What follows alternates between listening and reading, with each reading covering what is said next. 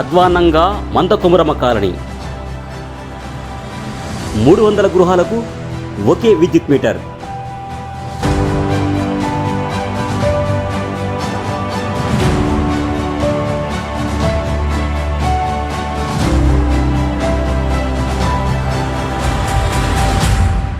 Demand అంటే ఇప్పుడు ఎంఆర్పిఎస్ నుండి అంటే ఇప్పుడు 11 సంవత్సరాల కంచి అంటే ఇప్పుడు మేము గుడిసెలు వేసిన తర్వాతకి ఇది గవర్నమెంట్ ల్యాండ్ కదా అని చెప్పేసి ఒక 5-6 సంవత్సరాలు చాలా ఇబ్బంది పెట్టారు. మేము ఇబ్బంది పెట్టేసరికి మేము ఇప్పుడు భూమి కావాలనే ఉద్దేశంతో ఉన్నాం. ఈ అన్ని అడిగితే ఉన్న గుడిసెలు తీసేస్తారన్న ఉద్దేశంతో అన్ని ఆగినాం.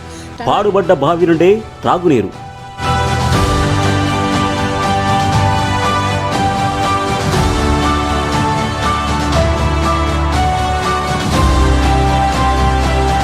భయంతో వణికిపోతున్న ప్రజలు.